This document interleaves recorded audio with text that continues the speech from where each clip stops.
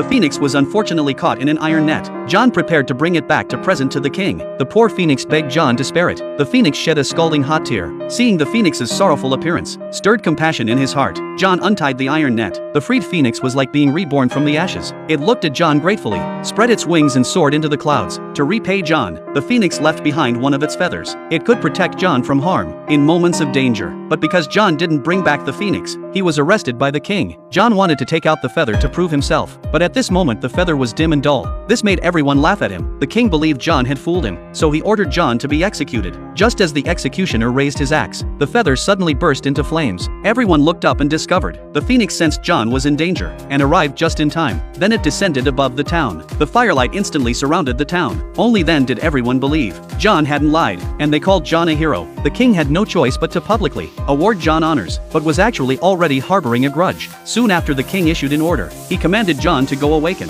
the ice princess at the snow mountain peak and bring her back to marry as his queen. This journey was fraught with danger. The king believed John would die on the way, but he didn't know John had the magical little donkey as his helper. Soon they arrived at the snow mountain peak, but the frozen gate ahead blocked John from entering. Just when John was out of options, the feather burst into flames again, then drilled into the ice gate. Instantly, the heavy ice gate melted into water. At this moment, the donkey was swept down and ended up stuck on the cliff. John carefully walked into the ice palace and met the legendary ice princess. Then the feather awakened her from her slumber. When the ice princess learned that the one who wanted to marry her was a decrepit old man, she said she'd rather die than go back with John. Then she pulled John and jumped off the cliff. Fortunately, the little donkey rushed over and successfully saved them. John smoothly brought the princess back to the palace, but the princess used the excuse of lacking the heart of the ocean ring and refused to marry the king. Upon learning the ring had been swallowed by a giant whale, the king immediately summoned John and gave him the task. John rode the little donkey flying over the ocean, but accidentally got knocked down by a flock of seagulls. When the little donkey pulled John up again, he discovered ahead was a supergiant whale,